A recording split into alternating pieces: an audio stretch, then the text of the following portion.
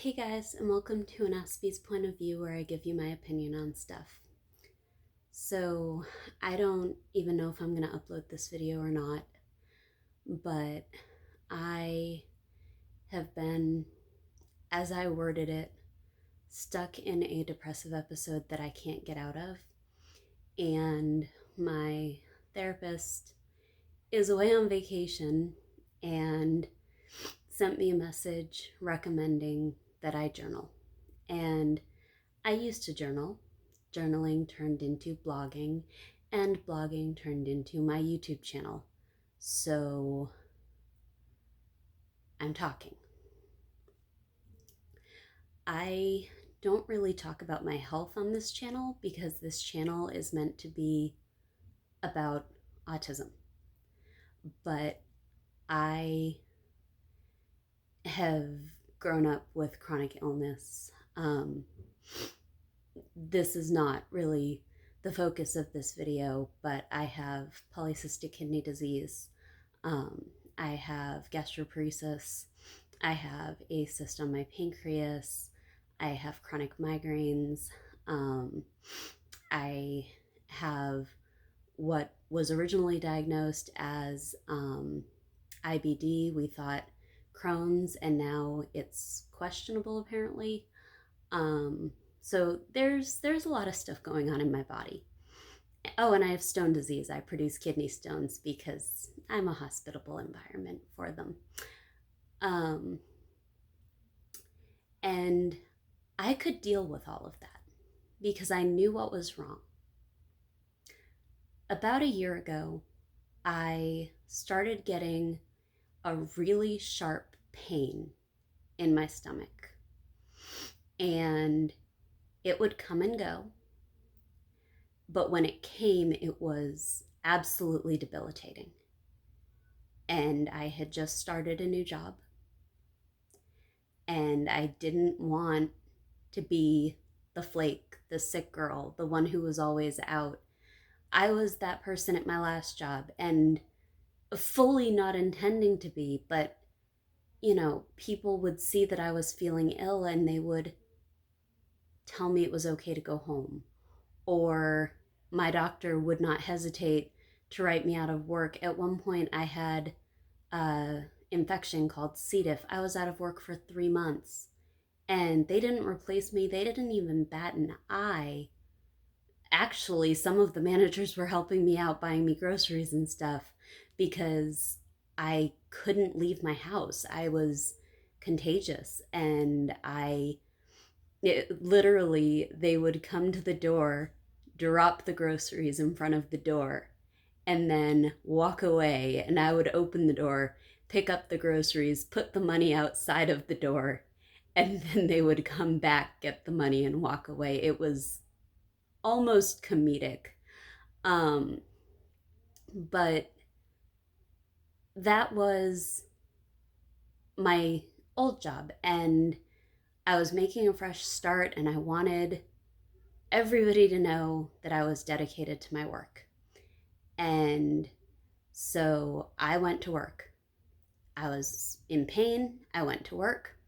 I was seeing double. I went to work. Anything that was wrong, I went to work.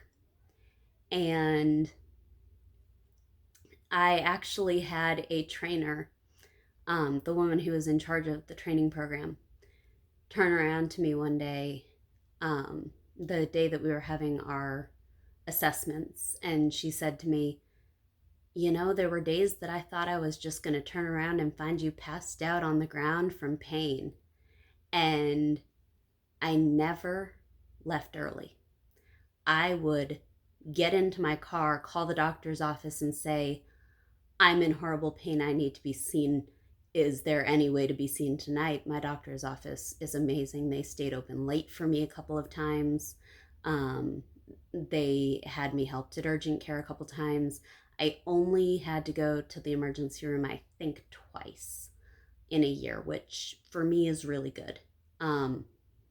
For the stomach issues. I was in the ER a couple of other times for some other things, but for stomach. And we had a plan. We thought that I had endometriosis. And I scheduled a surgery. My surgery was on August 5th. Um, and I went into surgery that day thinking I was going to come out, and after the healing period, I was going to be all better.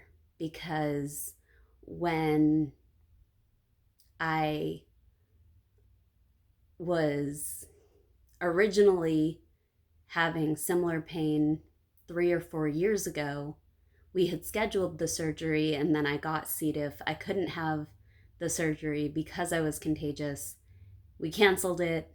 And then my doctor basically said, we need to do this surgery because you're in too much pain. We have to help. And when I woke up from surgery, I don't think anyone's been so upset to be told that they were healthy, because it didn't really mean I was healthy. It meant that they didn't know what was wrong with me. And they didn't find any endometriosis in my body at all. They found nothing, which is great in the sense that I don't have endometriosis.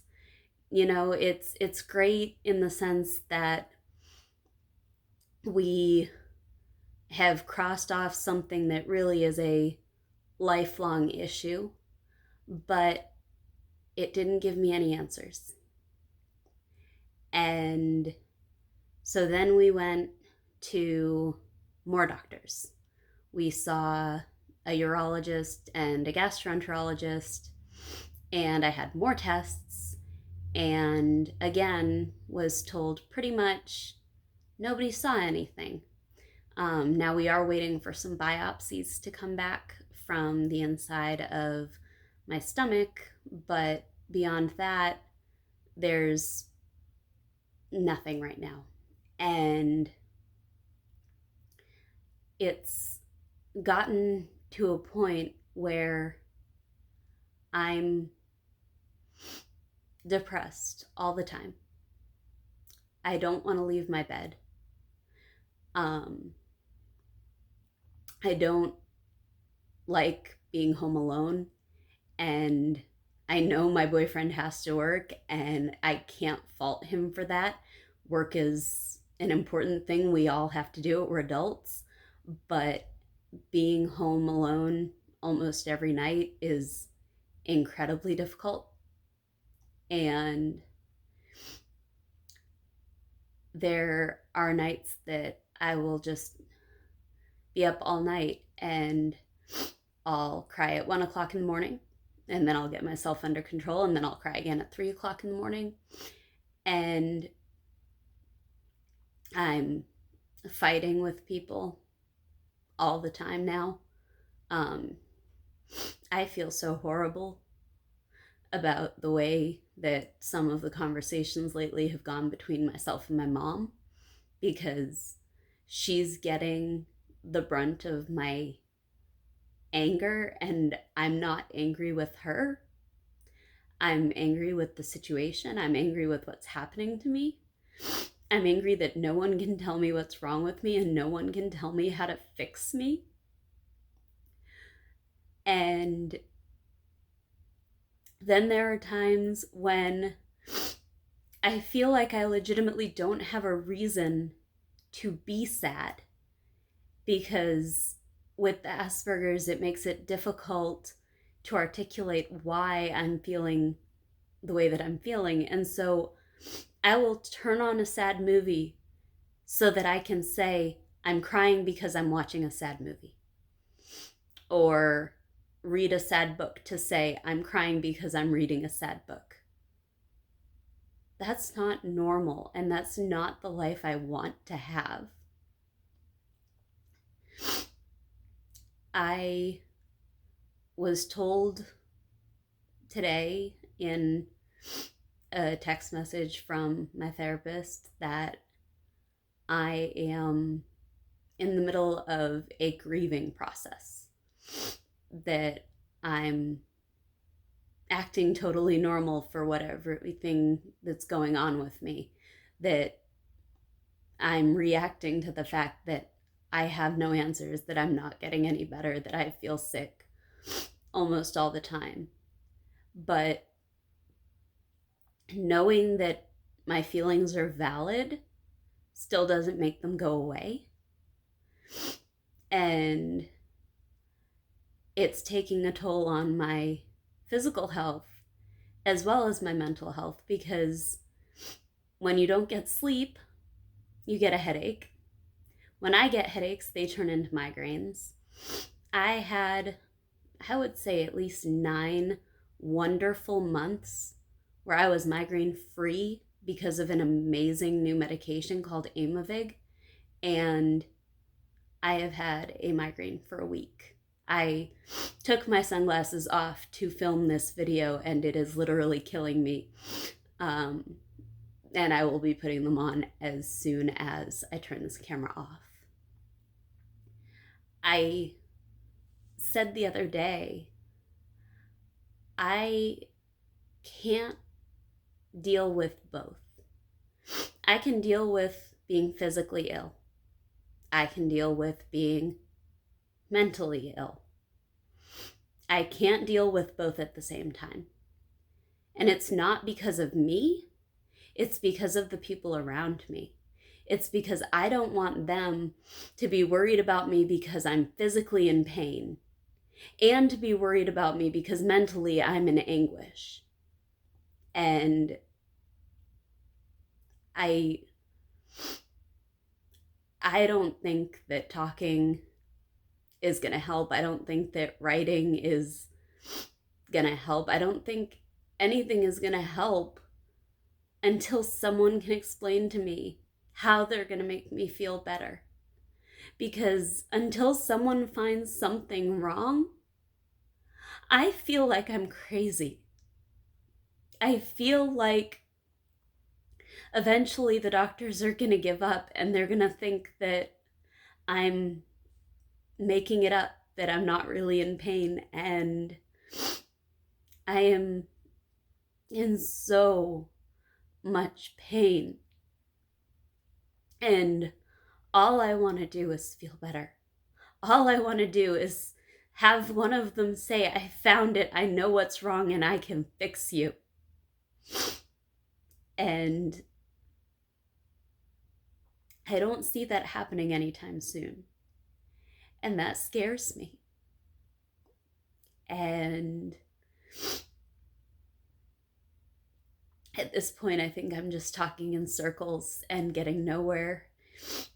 And so I'm going to end off here. If you're seeing this, it means I decided to post it. And if I decided to post it, then I'm looking for help. I'm looking for words of wisdom. I'm looking for support. I'm looking for anything. I have been very involved with the channel The Fry Life for a very long time. Mary and I talk a lot on Facebook Messenger, and I have turned to her a couple of times since this started, but I always feel so badly pawning off my health issues on someone else with health issues. But also, it's very difficult because the people that I admire most, Claire Wineland, Mary Fry, these are people who look at illness and they say, this is not going to run my life. I'm going to run its life. And unfortunately, I have not been able to do that. And I am succumbing to the illness instead of being able to live despite it. And I feel like if if they were my friends in real life, if they weren't just internet personas. And I know obviously Claire's passed away and Mary's not an internet persona, she's a real person. But if she was sitting here in Texas with me instead of being behind a computer halfway across the country, I feel like I would be disappointing her, because I use her words all the time.